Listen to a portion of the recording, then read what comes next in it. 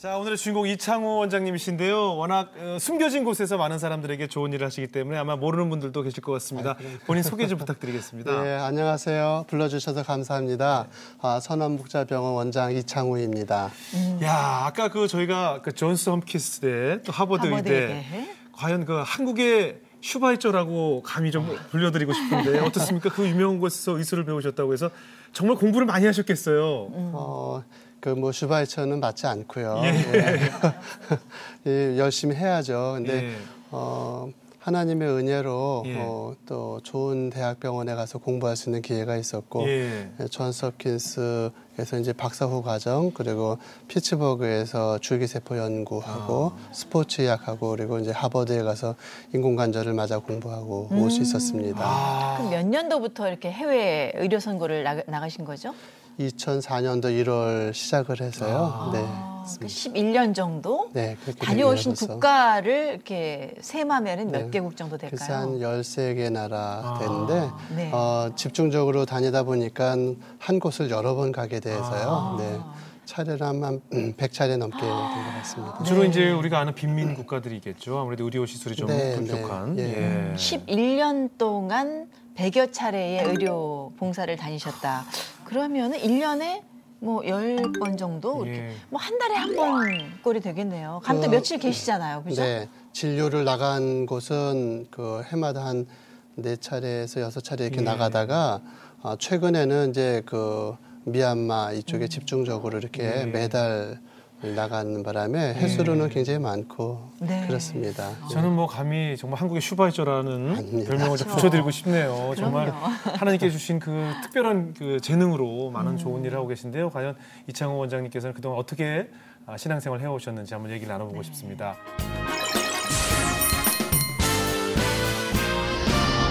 이창호 원장님은 어떻게 처음에 신앙생활을 하게 된 계기가 어떤 일이 있었으셨나요? 글쎄요, 누구 말처럼 제가 이렇게 깨어나 보니까 저는 이미 기독교인이 돼 있더라고요. 모태신앙이셨군요. 예, 모태신앙이라서 이렇게 그냥 늘 풍요롭게 신앙생활 가운데 이렇게 커왔었습니다. 그런데 늘 어떻게 보면은 다른 분들보다 좀 이렇게 평안한 상태에서 자라나긴 했는데 늘 죄송한 마음도 있었어요. 왜냐하면은 어렵게 지내는 분들도 많은데 저는 너무 생활을 잘 지낸 것 같아요. 어린 시절에. 유복한 환경에서 자라셨군요. 확실히 어머님의 기도가 쌓여서 이렇게 또 훌륭한 또 자녀분들을 또 만드시는 게 아닌가 싶어요. 기도의 주영훈 씨 어머니도 기도하시는 분이잖아요. 저희 어머니 아버지도 기도 많이 하셨죠. 정말. 그래서 이렇게 지금의 스타 주영훈 씨가 늘 감사하고 있습니다. 어때요? 형제분들이 어떻게 되시죠? 3남 2녀인데요. 3남이요? 다복하시네요.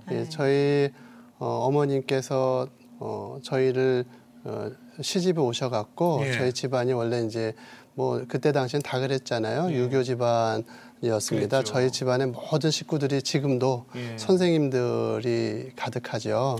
근데 이제 그 중에 아버님만 의사를 하셨었어요. 그렇게 하다가 이제 저희 어머님을 만나시고 그 유교 집안에서 어머님이 기독교를 이렇게 전해주셨어요. 예수님의 사랑을 전하시고 그래서 지금은 다 온통 기독교인이 됐죠.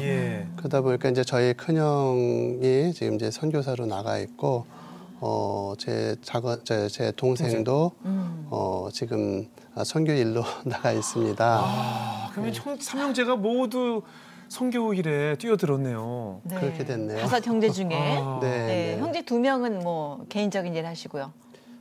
누님 2분은 이제 형님들이 대학교에서 또 선생님이시죠. 대학 교수님. 근데 태어날 때도 좀 특별한 사연이 있다고 들었어요. 제가 어렸을 때 이제 넷째로 집에서 낳았다는 이야기는 안 낳아도 되는 자식이었죠. 그렇지 않겠어요? 그 당시 이제 많이 날 때였으니까 6.25 사변 이후에 우리 인구가 적고 출산을 많이 하고 그랬을 때였습니다.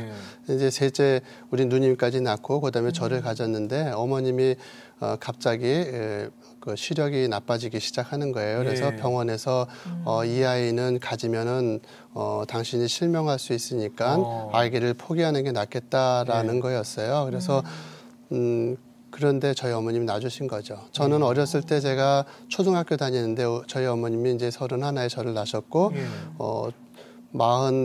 제가 학교 다닐 때면 이제 40 되셨었잖아요. 예. 근데 저희 어머님이 두꺼운 돋보기 안경을 쓰고 이렇게 그 돋보기를 들고 성경을 보셔서 예. 아 우리 어머님은 왜 저렇게 시력도 나쁘신가 뭐 굉장히 좀 솔직히 좀 속상했어요. 그런데 나중에 내용을 알고 보니까 저를 낳기 위해서 어머니께서 시력을 이렇게 포기하시고 그러셨다는 말씀을 듣고 제가 얼마나 마음이 감사하고 죄송한 마음이었었죠. 아니, 임신을 했는데 시력이 그렇게 급격히 안 좋아질 수 있나 봐요. 네, 시신경이 이제 임신 중독증 이렇게 얘기하고 그 이제 고혈압이 생기거든요. 아기가 어머님의 그 혈관을 누르게 되면 혈압이 올라가게 되고 그런 과정에서 근데 이제 저희 아버님 어머님께서 기도하시면서 저를 낳아주셨으니까. 더 중요한 건 동생도 나오셨네요. 그렇죠. 또 한 명 더 나오셨네요. 제가 없었으면 제 동생이 넷째가 됐겠죠. 그렇죠. 근데 어머니 시력은 지금은 어떠신가요? 뭐 여전히 시력이 좋지는 않으신데요. 그렇죠. 이제는 이제 86 되셔서. 고령이시니까. 네. 예. 지금은 남들도 다 비슷한 시력이실 것 같습니다. 건강히 계신 것만 해도 감사하죠. 그럼요. 그 아버님이 뭐 어떤 내과 과장이셨나요? 아버님은 이제 외과. 예. 칼잡이라고 소위 얘기하면 네. 그 당시에는 이제 그 경기도에는 도립병원 하나가 인천에 있었습니다. 예. 그래서 아버님께 1960년부터 69년까지 인천 도립병원에 과장으로 있으면서 인천과 경기도에 있는 모든 수술들을 거의 그 책임을 지시는 큰 일을 감당하셨었죠. 예.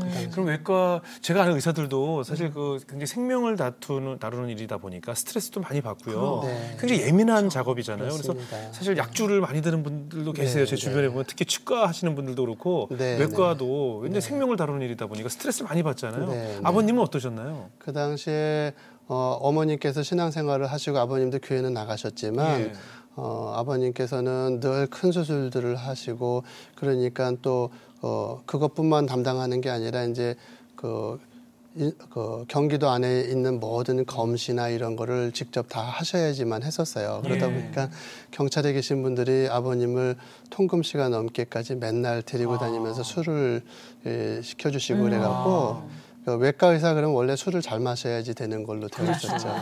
그 당시에는 그러셨습니다. 아니 손 떨려서 어떻게 수술하라고? 왜냐하면 그 피를 보는 그 수술을 집도하시는 분들이 주로 그런 스트레스 때문에 아무래도 삶과 죽음의 경계선에 있으니까 얼마나 정말 극도로 힘들겠어요. 뭐 사고를 내시거나 그런 적은 없으시고요? 수술 때문에 사고를 낸 적은 없는데요. 좀 저희 아버님의 그런 변화된 과정을 들으면 참 놀라운 것 같아요. 아버님께서 그렇게 이제 한 9년 동안 그 외과 과장을 지내시고 그쪽을 담당하시다가 개업을 하셨어요. 그래서 이종찬 외과라고 인천에서 거의 한 40년을 하셨는데 개원 한 3년쯤 되었을 때 교통사고 환자분이 한 번 오셨어요. 근데 이미 이제 머리를 부딪히시고 다른 병원에서 못 받는다 하니까는 그러면 이종찬 외과 가라고 왔는데 오셔갖고 그냥 금방 얼마 안 있다가 돌아가신 거예요. 아버님께서 졸지에 그런 일을 그 당시에 뭐 CT나 MRI 이런 것도 없을 때니까 졸지에 당했는데 문제는 그 이후에 그 가족들이 와서 이제 저희 집에 오셔서 이렇게 막 항의를 하셨습니다. 그래서 제가 학교 갔다 왔는데 사실은 이렇게 뭐 상자가 집에 놓여 있는 거예요. 그게 뭔가 했더니 이제 우리 병원에서 돌아가셨다는 거예요. 그러면서 이제 땡깡을 부리려고 오셨던 거죠. 남편분이 오셔서 막 이제 저희 아버님 성함을 막 부르면서 뭐 빨리 나타나라고 막 그러면서 그러셨는데 근데 사실은 억울한 거죠. 왜냐하면 이미 돌아가실 분이 오셨던 건데 근데 그 남편분이 어떻게 보면은 같이 살지도 않고 그랬는데 이제 돈 때문에 이렇게 오셨던 거였어요. 그런데 그때 이제 저희 어머님께서 하나님께서 우리가 더 열심히 하나님께로 돌아오라고 이런 일을 허락하셨나 보라고 기도하자고. 그래서 그때 저희 아버님께서 매일같이 술 잘 잡수시고 그런 때였는데 그러면 내가 하나님을 믿고 이 모든 것들을 끊겠다고. 그랬는데 정말 기적적으로 그리고 나서 그 문제가 해결이 돼서 병원에 큰 어려움 없이 끝나고 아버님은 그 길로 이제 수라고는 담을 싸셨죠. 그래서 그 이후에 신앙생활을 정말 열심히 하셨어요. 예. 그리고 새벽 예배 모든 예배를 다 담당하시고 그리고 이제 하늘나라에 소천하시기 전까지 선교 활동을 하시다가 떠나셨습니다. 아버님이 또 훌륭하셨네요. 아니 정말 선한 마음으로 그 환자를 받은 거 아니에요. 아무 데에도 받아주지 않으니까 그런 환자를 받았는데 그렇게 의료사고식으로 발전되면서 뭐 피해를 입게 됐는데 그게 오히려 하나님 앞에 가는 지름길이 불러주셨습니다. 된 거였죠. 항상 그런 사건들이 우리가 하나님과 가까워지게 되는 계기를 마련하는 것 같아요. 그렇습니다. 우리 이 원장님은 어떻게 처음에 해외에 이렇게 선교, 그 의료 선교를 시작하시게 된 건가요? 제가 그때 제 중학교 들어가서 1학년 때가 73년도였을 것 같고요. 빌리그레암 목사님이 오셔서 여의도에서 100만 명씩 모였던 집회가 있었어요. 그래서 제가 인천에 살 때였는데 거기를 이렇게 이제 여의도에 늘 와서 집회에 참석을 하였고 1974년도에는 우리나라에 정말 그 CCC에서 하는 성령 대폭발 그런 엑스플로 74를 했죠. 그래서 그때 제가 지금도 기억이 나는데 그 대방 초등학교가 있었습니다. 그래서 그 학교의 그 교실에서 이렇게 이제 담요를 깔고 잤던 기억이 나고 그리고 거기에서 그 전도에 대한 공부 배우기도 하고 여의도 집회에 막 이렇게 어마어마한 숫자들이 몰려와서 같이 할 때 제가 하나님께서 나를 쓰실 것 같은 생각이 들었었습니다. 이제 그런 일이 있었고요. 그 이후에 그래서 이제 중학교, 고등학교 공부하고 대학교 가서 중간에 대학교 들어가는 때 저한테 큰 어려움이 있었는데 제 친한 친구가 갑자기 연탄가스로 죽는 일이 벌어졌어요. 그래서 교회에서 같이 성장을 하면서 너랑 같이 이제 하나님 일 할 거다 이렇게 했는데 친구가 갑자기 떠나는 그런 일을 당하고 어떻게 이럴 수가 있나. 하나님이 계시다면 이건 말이 안 된다. 나랑 이제 친구가 같이 그 귀한 일들을 감당하기로 했는데 친구를 데려가시면 어떡하냐고 그랬는데 그 친구의 그 어머니께서 네가 친구와 영석이랑 제일 친하니까 이제 그 당시는 이제 입관이라고 그러잖아요. 관에다가 깨끗하게 해서 이렇게 넣는 그런데 네가 그걸 참석해서 도와라 이렇게 해서 제가 들어가서 봤는데 제가 그 큰 은혜를 지금도 잊을 수가 없어요. 거기에 누워 있는 제 친구의 얼굴을 보는데 그 친구는 제 친구가 아니었던 거예요. 그게 무슨 말씀이죠? 예, 그 친구가 입고 있던 옷인 거죠. 친구의 그런 그 사체라고 해야 되잖아요. 그 모습을 보면서 친구가 입었던 옷이구나 이런 생각이 제가 확 들면서 제 친구가 제 등에서 이렇게 창우야 나 여기 있어라고 두들기는 그런 음성처럼 들렸어요. 그러면서 제가 그때 얼마나 울었는지 몰라요. 하나님이 계시구나. 그래서 내가 친구하고 약속을 했어요. 네가 이 땅에서 하기로 약속했던 일을 위해서 내가 네 몫까지 할게. 그렇게 했던 기억이 납니다. 그 이후에 제가 대학에 이제 들어가고 의대에 들어가서 공부를 하면서 2학년 때 그 이제 CCC에서 하는 그런 수련회를 계속 참석을 하게 됐어요.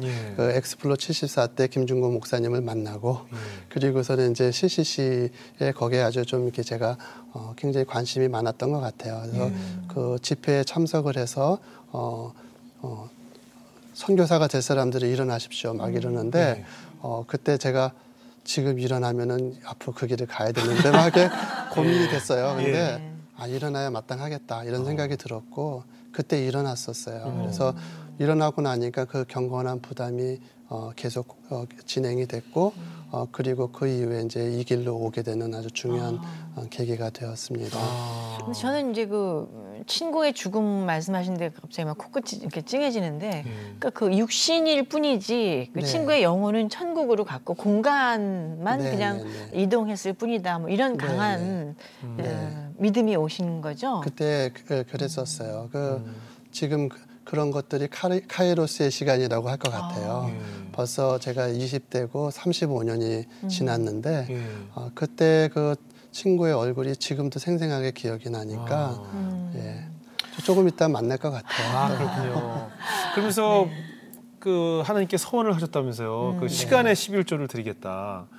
그러면 이제 하루가 24시간이니까 하루에 2시간 40분은 반드시 하나님을 위해서 사용하겠다라고 서원하셨는데 지금까지 계속 지키고 계신가요? 못 지키죠. 지키려고 애를 많이 쓰시잖아요. 그때는 이제 어떤 일이 있었냐면은 제가 하나님께 선교를 할 거면은 이제 그때 좀 이렇게 성경을 우리 친구들이랑 열심히 보았던 것 같아요. 그러면서 하나님께 서원을 하자. 하나님께 제 삶을 드리고 싶었어요. 그래서 제가 하나님 약속을 할게요. 하나님 저를 사용해 주세요. 제가 하는 시간에 11조를 드리고 술을 안 마실게요. 마치 삼손이 머리를 자르지 않았던 것처럼 제가 나시린으로 살아볼게요. 하나님 저를 지켜주세요. 이렇게 말씀을 드리고 시간에 11조 약속을 했어요. 근데 어떻게 보면 그게 상당히 무모해요. 왜냐하면 2시간 40분이라는 시간이 쉽진 않잖아요. 굉장히 긴 시간이죠. 그래서 실제로는 그렇게 지키려고 노력을 한 적도 꽤 있었던 것 같아요. 그래서 제가 의사 시험을 준비하고 막 그럴 때도 이 시간을 지키는 게 의사 시험에 떨어질 것 같은 불안감을 있었는데 그거를 지키려고 노력했던 그런 것도 있고 물론 이제 어떻게 보면은 시간에 11조 그럼 2시간 40분을 꼭 기도를 해야 되는가? 꼭 그런 건 아니라고 생각이 들고요. 그 이후에 늘 하나님을 기억하고 사는 시간 그건 11조라고 저는 생각을 했습니다. 다윗이 하나님과 합한 사람으로 살아갈 수 있었던 것은 그의 일생의 내내 하나님을 기억하고 살았는데 다윗은 아마 자기 시간에 10의 9조를 드렸는지도 모르겠다 이런 생각이 들었었고요. 그 이후에 제가 기도하는 시간은 많이 줄고 짧을지 몰라도 하루 종일 환자분을 대할 때 또 그분들과 함께 나누는 시간, 대화 이런 것들이 하나님께 드려지는 11조라고 생각을 하고 있습니다. 아니 해외 나가서 지금 의료 선교를 하시는 것도 그럼요. 시간이 11조 아닌가요? 그 이상이죠. 그렇죠. 일에 11조고. 잘 지키시는 거네요. 못 지킨다고 하신 거는 겸손의 말씀인 것 같아요. 감사합니다. 저희 내가 매일 기쁘게에서 이렇게 섭외 전화를 드렸더니 우리 원장님께서 우리 아내에게 물어봐야 된다라고 부탁하셔서 저희 작가 공처가신가 이거 뭐 그런 것까지 다 허락을 받아야 되나 너무 잡혀 사시는 거 아니에요? 왜 그러셨어요? 제 아내가 저보다 나이는 3살이 어려요. 그랬는데 결혼하기 전에서부터 제가 늘 잡혀서 살았던 것 같아요. 제 아내가 늘 기도하는 사람이고 늘 저보다 폭넓게 이렇게 보고 그래서 우리가 선교를 하기 위해서는 저는 열심히 뛰지만 뒤에서 저를 잘 이렇게 조절해주고 뒷바라지해주고 그런 아내의 그 도움이 없었더라면 불가능했던 일이고요. 그래서 이제 제가 어디에 이렇게 방송에 나오고 그러는 것들이 혹시나 하나님께 누가 되는 일이 아닌가 그런 일들을 아내에게 꼭 물어보고 있습니다. 그래도 내가 매일 기쁘게 나오는 게 왜 하나님께 누가 되겠습니까? 아니 사모님이 제가 합당하지 않을 것 같아서. 아니 그래서 뭐라고 하셨나요, 사모님이? 여보 나가요 했나요? 아니 뭐 그런데 나가요 이렇게 대답을 하셨나요? 이제는 나가세요. 그렇게 얘기해 주시더라고요. 허락받고 나오셨군요. 네. 허락을 했으니까 이렇게 나오신 거네. 그럼 두 분 다 모태신앙이셨나요? 네, 그렇습니다. 말씀하셨죠. 결혼하신 그 신앙 스토리, 결혼 스토리를 좀 말씀해 주세요. 이게 이제 이해해 주세요. 이게 35년 전, 30년 전 얘기라서 지금 젊은이들이 들으면 반감이 생길지는 모르겠어요. 제가 학교 다닐 때 사실은 잘 나갔거든요. 그래서 제가 많은 그 자매들을 이렇게 알고 지내고 그 중에는 저 자매 참 좋다 이렇게 생각은 들었는데 제가 대학교 들어가면서부터 계속 하나님께 기도를 할 수밖에 없었어요. 제가 만나서 결혼할 사람은 하나님께서 선택해 주신 분이어야 되고 이 선교를 위해서 하나님께서 짝을 져주셔야 됩니다. 그렇게 기도를 했습니다. 사실 따지고 보면 제가 태어날 때도 제 마음대로 태어난 거 아니고 또 이제 언제 하나님께서 부르실지 모르는데 그것도 제가 마음대로 할 수 없는데 하나님께서 사람에게 자유를 주셨고 선택권을 주신 중에서 가장 귀한 게 결혼이라고 생각을 했습니다. 그래서 이 결혼만큼은 하나님께서 원하시는 사람이랑 해드리고 싶었어요. 해드리고 싶었어요? 하나님께. 그래서 제가 처음에는 매일같이 기도를 하는 게 저에게 귀한 아내를 허락해 주세요. 저랑 같이 결혼해서 선교를 하는 아내가 필요합니다라고 했는데 어느 순간인가 기도가 바뀌었어요. 그런 그 귀한 아내를 주실 거라고 이미 확신이 와 있고 그럼 너는 어떤데 이렇게 하나님 물어보시더라고요. 그래서 제가 저도 그분에게 필요한 사람이 되도록 최선을 다하도록 바꿔주세요. 이렇게 기도를 했는데 그렇게 해서 아내를 기도하면서 얻게 되었습니다. 근데 그 당시에는 제 아내가 나이도 저보다 어리고 또 대학교에 들어왔는데 우연한 기회라고 하지만 하나님께서 만들어주신 필연의 기회였어요. 어디서 만나신 거예요? 저희 사촌 동생의 약혼식장에 저하고 제 동생이 바이올린을 이렇게 배워서 바이올린을 해서 축주를 해준 적이 있는데 그때 이제 저희 지금 이제 장인어른 장모님이신 김선도 목사님 대분께서 그 자리에 참석을 하셨다가 저 청년이 누구냐 그래서 이제 저희 외삼촌이 제 조카입니다 그랬더니 우리 내 딸이 있는데 한번 만나게 해주면 좋겠다 말씀을 해주셨어요. 장인이 먼저 찍으셨네요. 그렇게 됐네요.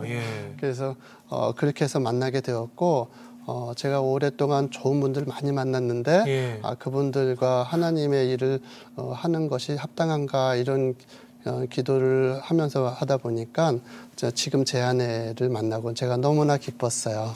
하나님께서 저 자매구나 이렇게 하나님께서 왔어요 느낌이. 네. 첫눈에? 첫눈은 아니었던 것 같고요.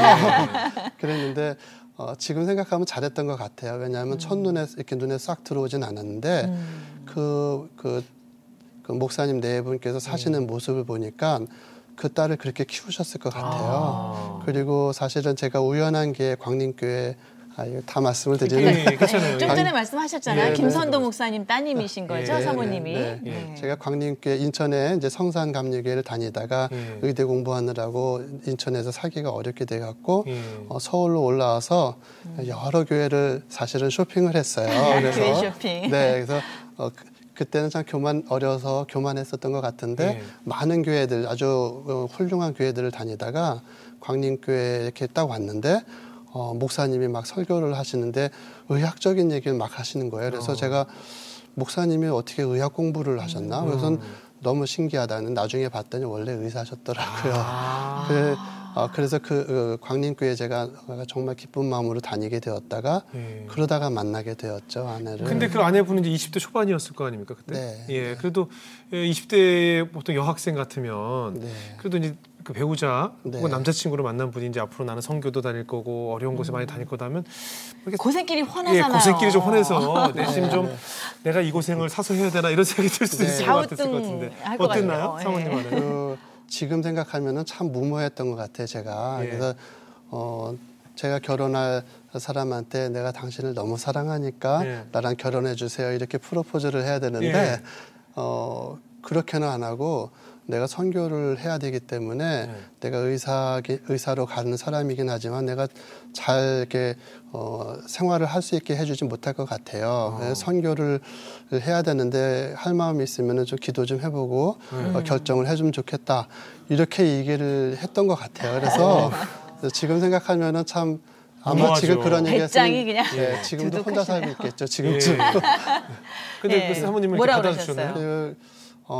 기도하고 그렇게 자라왔던 사람이라서 그런지 정말 다음날 저한테 연락을 줘서 그렇게 하자고 나도 선교를 해야 된다고 생각을 했었고 그러니까 그럼 우리가 사귀자고 이렇게 해서 그 이후에 여러 해를 사귀었습니다. 한 4년 사귀고 약혼을 하고 나서는 우리가 늘 하루같이 늘 한 얘기가 있어요.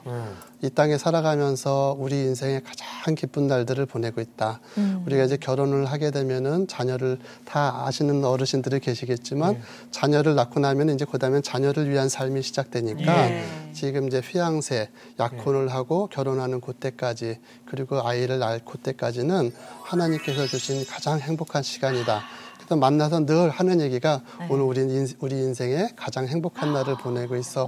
그렇게 맨날 되뇌었던 기억이 납니다. 너무 모범답안 같은 인생을 사셔가지고 말이죠. 정말 착한 부부셨겠어요. 고맙습니다. 그러니까요. 아니 사모님은 지금 어떻게 동역자로 열심히 후원을 해주고 계신 거죠?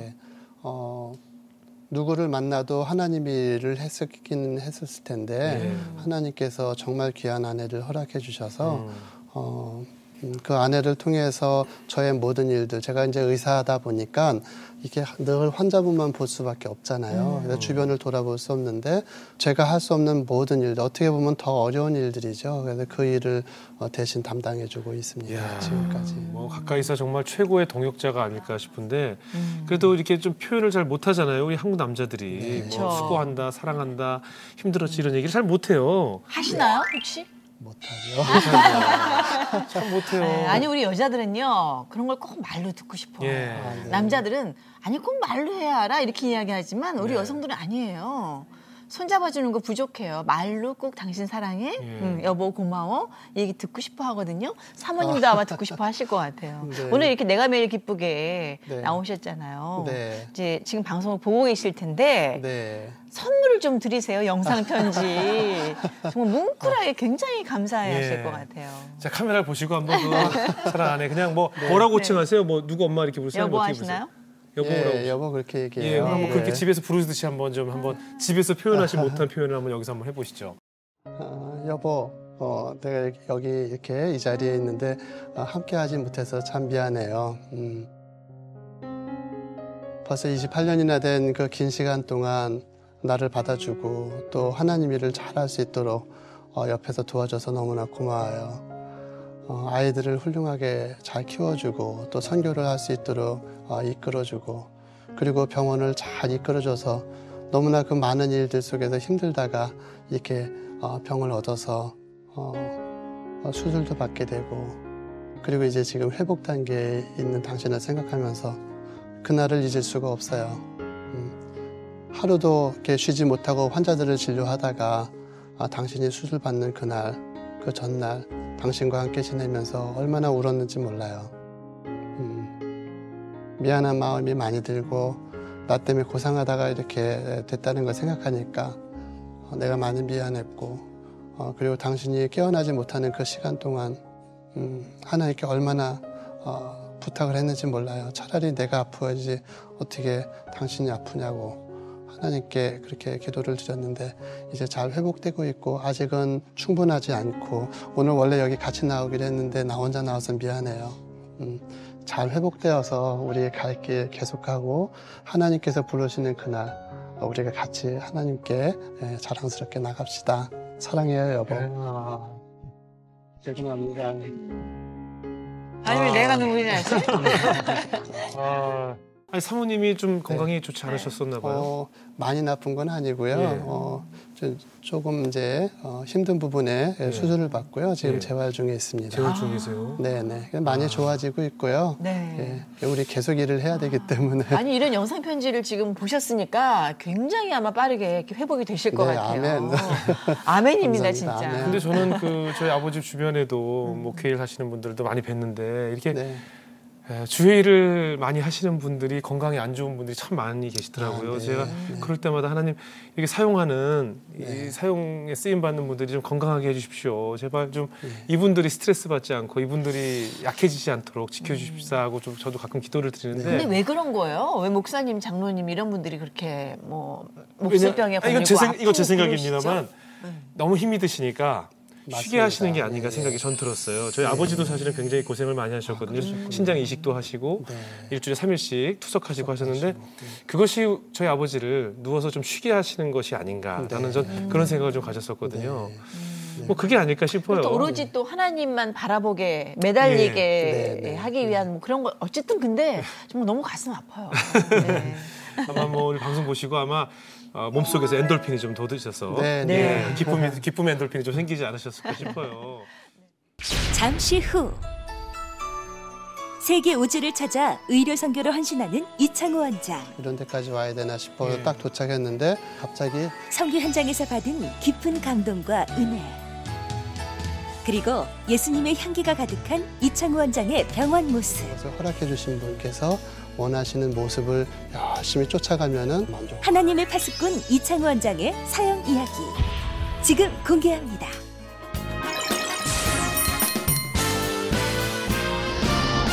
처음 선교 왔을 때 기억나세요? 어디로 떠나게 됐는지?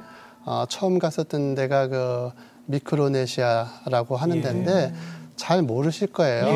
요즘에 텔레비전에 잠깐 나오긴 하는데 지구본에 보면 없습니다. 이제 큰 지구본에는 있는데 그 괌 옆에 조금만 이렇게 그냥 점 찍어 놓은 듯한 나라들이 있는데 그러니까 마이크로네시아라고 조그만 나라가 있어요. 근데 GNP가 뭐 한 215불 뭐 이 정도니까 너무 못 사는 나라였는데 거기에 이제 그쪽 그 괌 쪽에 있는 그 목사님께서 선교를 좀 와주면 좋겠다고 그래서 저희가 나서게 됐습니다. 누구 가셨어요? 그때 이제 저희 부모님하고 저희 제 아내하고 또 병원의 식구들하고 이렇게 챙겨서 가방을 들고 갔죠. 의료 가방을 들고. 어때요? 가서 보니까 열악했을 거 아닙니까? 이제 처음 물론 외국 분들은 많이 만났지만 그런 원주민들은 처음 만났죠. 그렇죠. 거기를 가려면은 한국에서 이제 괌까지 가고 괌에서 다시 이제 경비행기를 타고 축이라는 데 가야 되는데 그 경비행기가 늘 아침에 새벽에 떠나요. 그러다 보니까 중간에 하루를 자야지만 갈 수 있는 곳이었는데 거길 가서 그게 이제 섬으로 된 나라다 보니까 그 아침에 도착을 해서 다시 배를 2시간을 타고 이제 섬을 가는 거예요. 그 나라를 가려면 섬에 배를 타고 가는데 그냥 가약이라고 하는 조그만 배, 아주 뾰족한 거기에다가 엔진을 달았으니까 굉장히 위험한 거예요. 근데 이제 거기에 이렇게 출발을 그러면은 그 배를 이렇게 꽉 붙잡아야 돼요. 왜냐하면 퉁퉁거리다가 이렇게 탁 떨어지면 이제 없어지는 거죠. 근데 아침도 뭐 의료기도 많이 먹었을 거 아니에요. 그러니까 2시간을 그렇게 텀벙텀벙하면서 갔더니 정말 힘들더라고요. 근데 뭐 아버님 어머님은 더 힘드셨겠죠. 그럼요, 고령이신데. 네, 근데 거기에 딱 이렇게 들어가 갖고 이런 데까지 와야 되나 싶어서 딱 도착했는데 마을에 들어가는데 갑자기 찬양이 막 울려 퍼지는 거예요. 근데 그 찬양이 악기가 없는 생음악으로 이렇게 그 원주민들이 찬양을 부르는데요. 저희가 막 이렇게 미션 영화 보는 줄 알았어요. 너무나. 가자마자부터 은혜를 많이 입고 그분들을 진료하고 또 다른 섬으로 옮겨서 진료하고 그런 시간들이 있었습니다. 그분들이 이미 복음이 전해진 곳이었네요, 그러니까? 이제 선교사님들이 다니기는 하는데 의료 선교는 없었어서 그래서 이제 저희가 가게 얼마나 됐죠. 고마웠겠어요. 그러니까 막 찬양하면서 이렇게 막 그 마중을 나온 거였네요. 네. 주로 그런 곳에 가면 어떤 질병들을 많이 앓고 있던가요? 그 지역은 좀 특별해서요.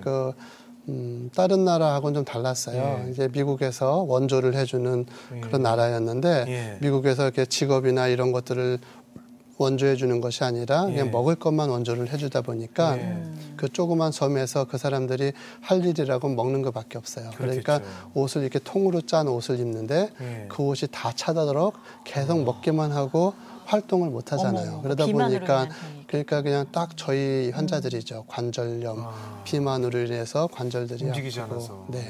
그냥 내과 환자들이 많았고 또 관절 환자들이 많았죠.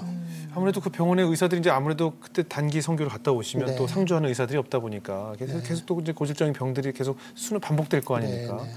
그래서 다녀오셔서 이제 큰 결심을 하신 건가요? 맞아요. 그러니까 지금 그 말씀이 사실 중요한데 선교를 많이들 나가시는데 저희 생각에 그런 거였어요. 그러니까 우리는 참 기쁜 마음으로 여길 찾아왔고 또 이분들을 만나고 돌아가요. 그 돌아가면은 잊어지겠죠. 그렇죠. 근데 그분들은 그때 한번 그냥 이렇게 진료받은 걸로 끝이잖아요. 그렇죠.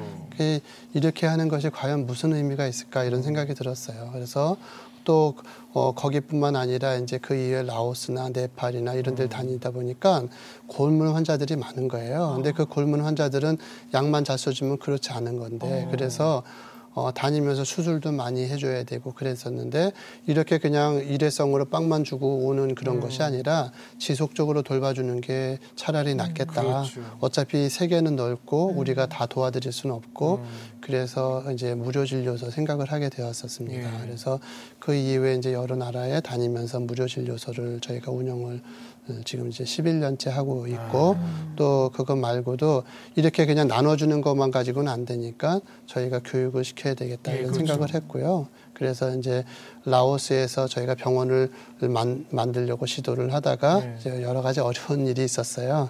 비용도 많이 쓰고 그래서 결국은 이제 정부하고의 관계 속에서 정부에서는 요구 사항이 많고 저희가 감당할 수가 없어서 라오스를 떠나게 되었고 그 이후에 이제 미얀마로 옮겨와서 미얀마 쪽에서는 이제 병원을 계속 해왔고 최근까지 병원을 유지하다가 이제는 수술하는 병원을 준비하고 있습니다. 그래서 그 이후로 굿셰퍼드라는 재단도 설립하신 거군요. 네. 우리 이창원 원장님 이렇게 오늘 뵈니까 굉장히 미남이시고 한데 병원에서 진료하시는 이창원 원장님은 또 어떤 모습일까 궁금해서 저희가 카메라를 가지고 병원을 한번 직접 찾아가 봤습니다. 함께 보시죠. 자, 이제 역삼동에 위치한 선악목자 병원인데요. 지금 뭐 예배를 보시는 건가요? 뭐 하시는 건가요? 강의하시나요? 강의요? 아니요. 예배요? 예. 일주일에 한 번씩 보시나요? 개원 이후에 매일같이 예배를 드려요. 매일 예배를 드리세요? 네. 아침에요? 저 봐요. 다 아침 환자분도 8시간. 계시고 간호사분도 계시고. 네. 예배를 드리고 이제 진료를 시작하시나 봐요. 원장님이시죠? 네. 이렇게 무릎을 꿇고 진료를 하시네요. 네, 그러니까 무릎을 꿇어야지 환자분을 더 가까이 뵐 수 있고요.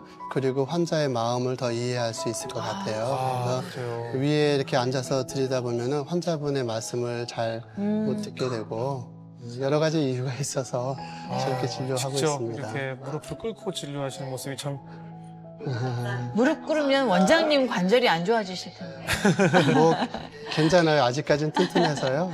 네. 아주 좋아하시네요.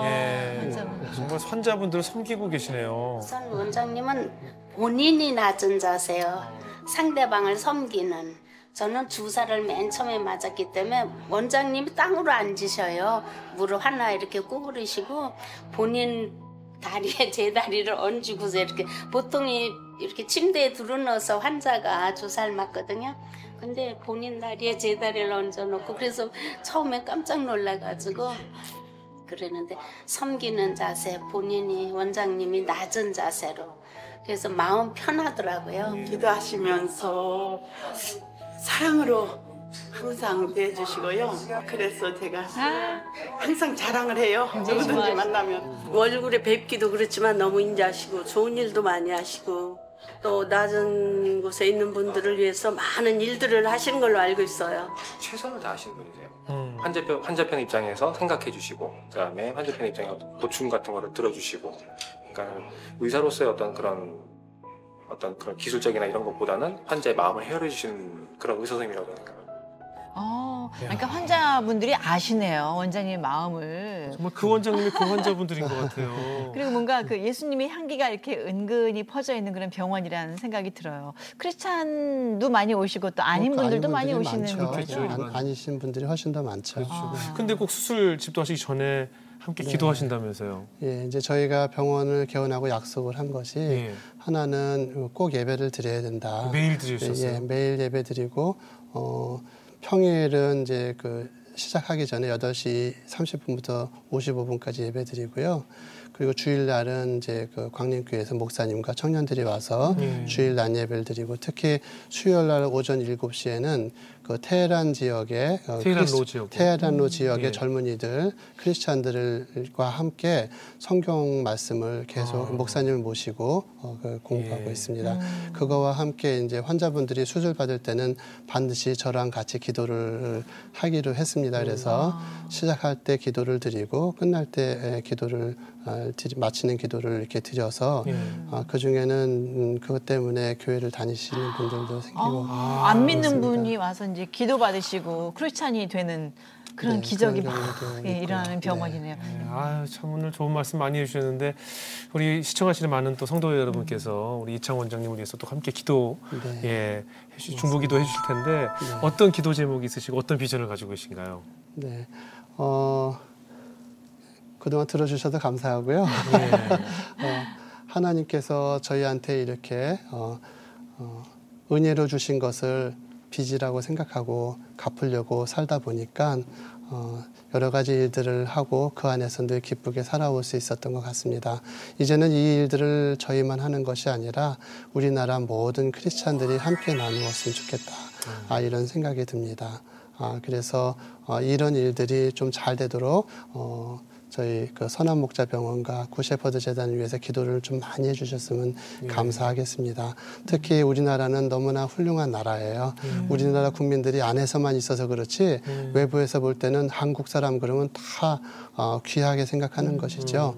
우리는 하나님께 정말 축복을 받고 태어난 민족이기 때문에 남들을 돌아봐야 될 것입니다. 특히 젊은 분들이 얼마나 큰 그런 축복을 받고 태어났는지 우리 젊은 청년들이 하나님을 올바로 알 수 있도록 그렇게 기도를 해주시고 이끌어 주셨으면 좋겠습니다.